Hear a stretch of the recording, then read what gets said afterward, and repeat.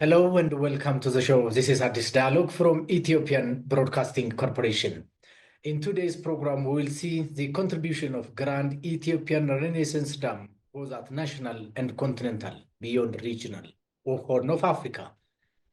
Grand Ethiopia's Renaissance Dam is Africa's pride and symbol, where all Ethiopians from all walks of life came together and make this history to happen.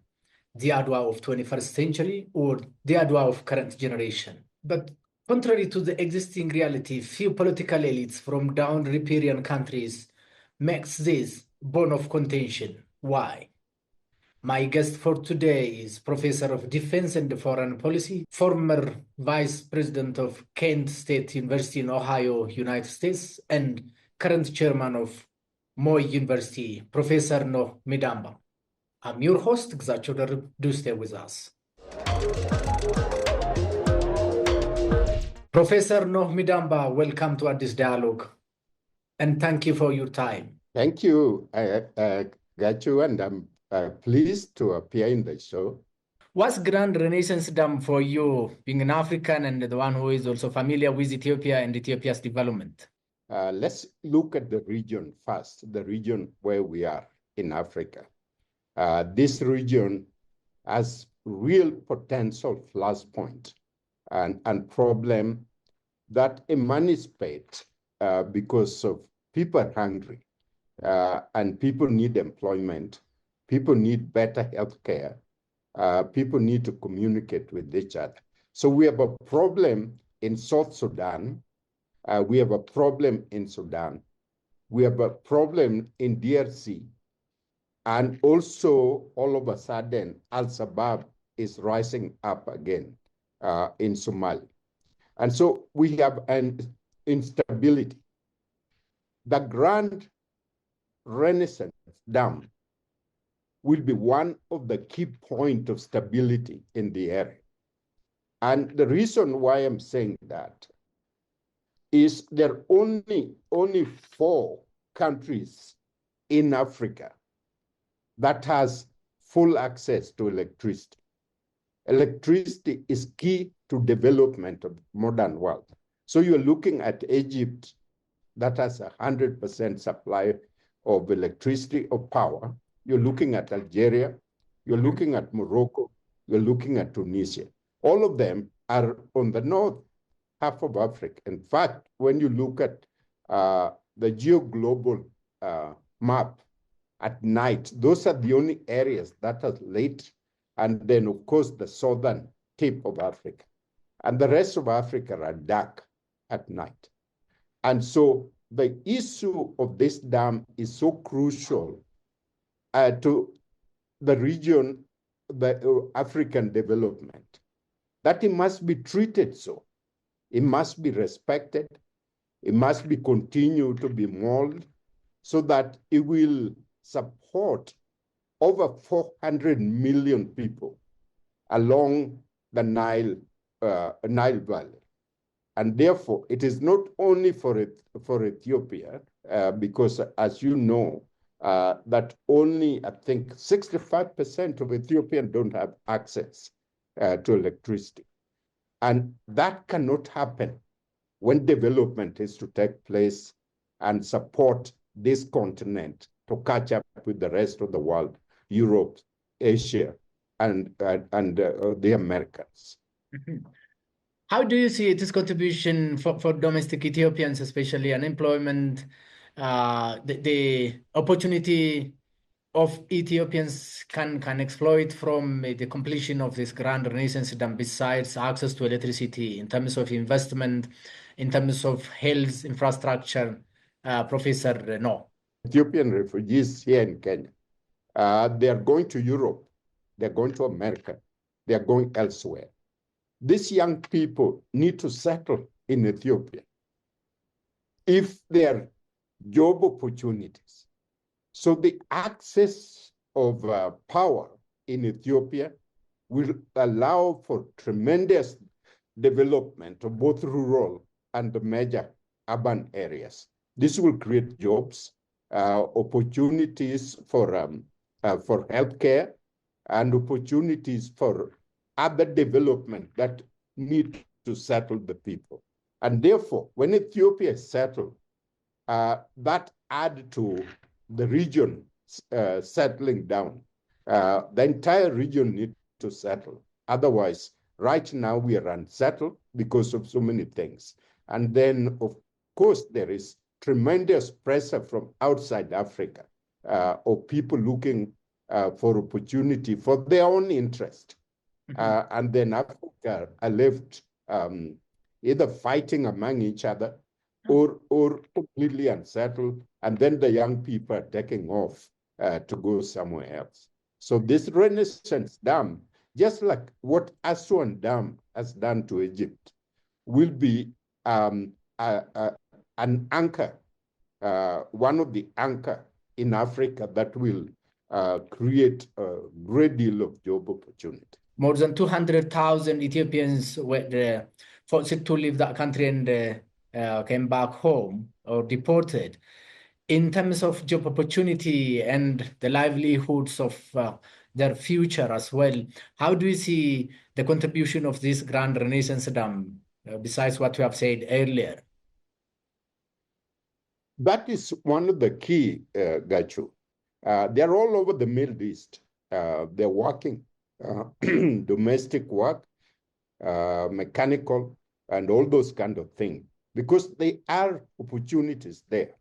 What if the skilled people return to Ethiopia to open up the rural community, to create job opportunity, and create settlement, human settlement? Then you will not have migration that is happening right now, and then you will not have the human conflict. So it is very, very important for this Grand Renaissance Dam, as I indicated before, as an anchor. This is one of the key anchor that will get people settled. Transporting more than 200,000 citizens from abroad, those who are supposed to be deported, the Ethiopian government shouldered these duties and responsibilities. How do you see the burden of Ethiopian government? Have you ever heard of a single Egyptian citizen who is forced to leave the host states and go back home, vis-a-vis more than 200,000 Ethiopians deported from the Middle East countries? You know, Kachu, what you are saying is a very, very serious issue for the continent of Africa. I was in Washington State in America when 4 Ethiopians arrived in a shipment. Basically, they hide within the shipment, which we took, months and arriving. 2 of them were dead. Only two emaciated human from Ethiopia were taken out of the boat. Now, so people risk their life to find the green belt. These Ethiopians have risked their life to go to Europe. They have risked their life to go to the Middle East. They risked their life to go to America. And then comes someone like Trump who say, get out of our country, go back where you come from. Now, so number one, the Africans who live and go through boat and that kind of tragic journey, the country is disrespected because we cannot feed our own people. We cannot take care of them. And so Egyptians are respected because non-Egyptians are crossing over to go to Europe or go and work in the Middle East and America without going through the proper channel. The country is well fed. There is opportunity for job. There is trade that is taking place between Egyptian product and other countries, which create more employment. And so what we need is to stabilize our country. Politically, we need to stabilize our country. We need to value the human welfare, human right of those people. We need to treat these people as human. They're crossing not because they like to do that. They're crossing because that is the last resort they have. They need food. They need basic things, basic human, that human need. And so it is tragic for that many people to be kicked, to come back into the country. And that's, of course, what Trump is planning to do. Kick everybody out and say, this is for America, this is not for you. So we Africans need to respect ourselves. We need to do everything to adjust those people into our system, to provide accommodation that as best as we can, and be proud. Ethiopia was for years a very proud country. The Battle of Addis. Ethiopia is the only country that defeated the European colonialism. Ethiopia is the only country that was never colonized. And so that pride that has descended for years and years decimate as these people start treated like animals, go back to your country and all that kind of thing. So we really need to be sensitive about ourselves and our people and our country. That's what need to happen. But sound is good, really, Prof. Grand Ethiopian Renaissance Dam is pride and a symbol for Africans beyond riparian countries. And you have said also more than 400 million Africans can get access to electricity from the completion of this dam. Why did, taking into account what you've said, why did few downstream political elites, especially from Egypt, makes this bone of contention? The reality is quite different. From the old relics of the British endowing Egypt, I think it was 1928, that Nile belonged to them. And there's been a saying over years that Egypt cannot exist without Nile. And so they've grown over the years to a point that this is our property. The Nile is our property. Well, what about the source of Nile? What about the island in Ethiopia? What about Lake Victoria, the lake regions, countries that are lake? They have no responsibility, to develop using the resources that is natural. This is a question we must raise as African. We must talk to each other. The source of Egyptian power is mainly hydro. That's where it's coming from. And they have oil and, of course, natural gas. But Egyptians can do much more than that. They can get into conservation, serious conservation of energy. They can go into solar system to supplement what they're already hydro power they're creating. They can go into nuclear power. So they have all other alternatives that need to reduce the demand on Nile water, because Nile water need to be shared, reserved by the source. Riparian countries, Sudan need Nile water, Kenya need Nile water, Uganda need Nile water, Tanzania need Nile water. All these countries need to share the lake water. Ethiopia definitely need Nile water to develop its electrical power and access, and then create development. So we need to be talking. Africans need to be talking to each other. And if we cannot talk, threatening wars and all that will not add anything in the continent of Africa except misery.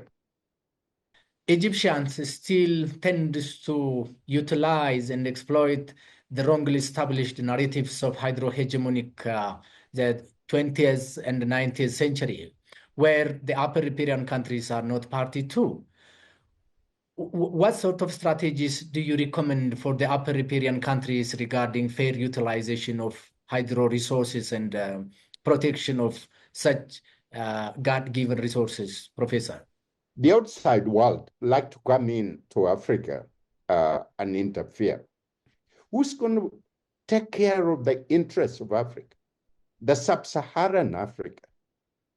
Who is going to speak for them? Who is going to value what we are about?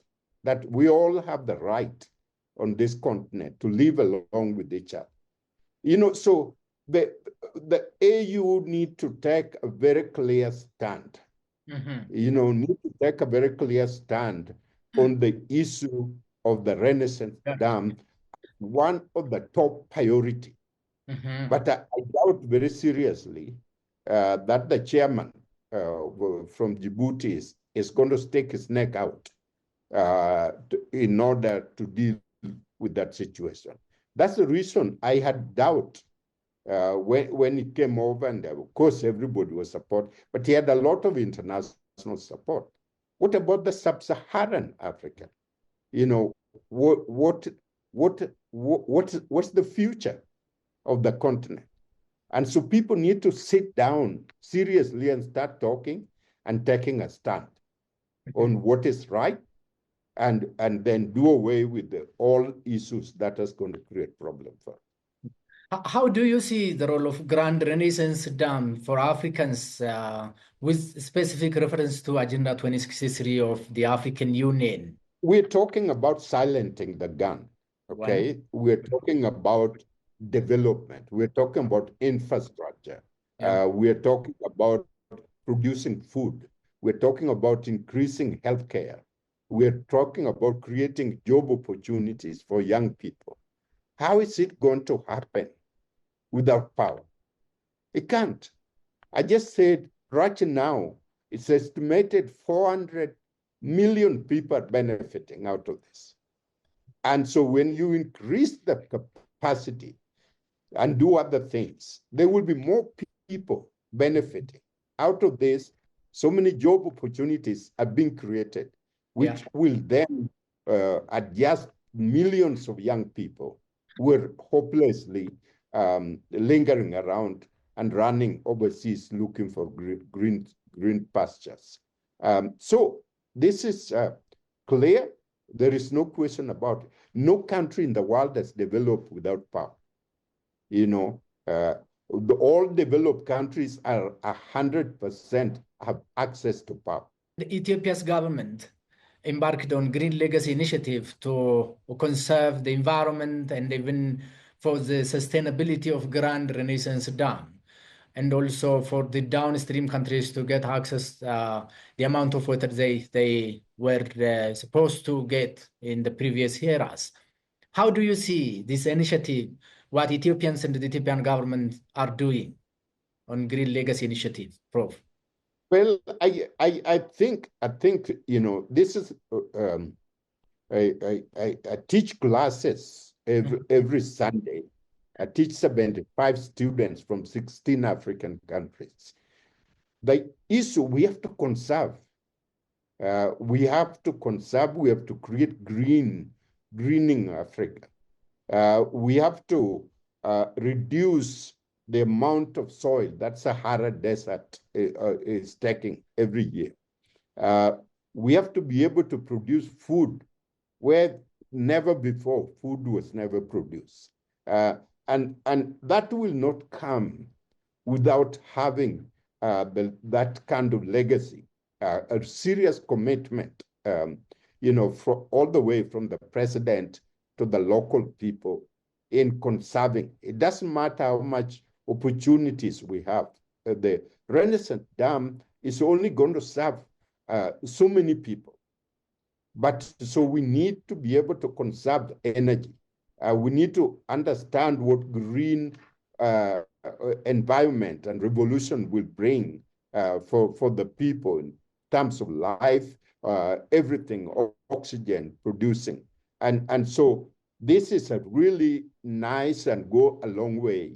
But the issue is, my friend, does all the Africans, heads of state, understand this? Are they taking it very serious? Well, Paul Kagame is taking that very serious up on the hill and doing some wonderful things. If you go to Kigali and the rest, They're conserving. There is a lot of activities here in Kenya, in Nairobi, about the greening. Legacy, but some countries, legacy. Some countries just don't care. The diplomacy of Grand Renaissance Dam among Horn states, the riparian countries, even at large, continentally, and also the narrations, deconstructing wrong narrations of previous eras. What sort of recommendations do you have for the upper riparian countries to disseminate the right information and also to fight wrong narratives of few Egyptian elites? We have to take a stand, my friend. We have to take a stand. There are core values that bind Africa together. We're not just in this continent. This is, I consider, the largest island in the world. We're surrounded by water, but so we have to live with each other. And the issue that your comfort may not be my comfort. I may be paying for your comfort, and I'm suffering here. The person suffering cannot be a friend, cannot be a teammate. And therefore, what we need to do is I said, begin with the continent of Africa. AU must take a stand. But in particularly this region, the region, people that live here must take a stand and denounce the 2020 laws that were imposed on us by the British. We cannot even make reference to it. They're gone days. And so we need to write it out of our agenda, our chapter, and create, henceforth, create a way on which we can talk with each other, reasonable as people who cares about where we are right now and care about the direction the entire continent is taking. Awesome, really much appreciated. Professor of Defense and Foreign Policy, former Vice President of Kent State University in Ohio, United States, and the current Chairman of Moi University in Nairobi, Kenya, Professor Midamba. Thank you very much for your critical analysis, really. Much appreciated. Thank you, my friend. Great. Dear viewers and listeners, by this we come to the end of today's show. Until we meet with another edition of our Addis Dialogue program, thank you for your being with us. You can follow us on different social media platforms of Ethiopian Broadcasting Corporation. I'm your host, Gzacho Darib. Goodbye for now.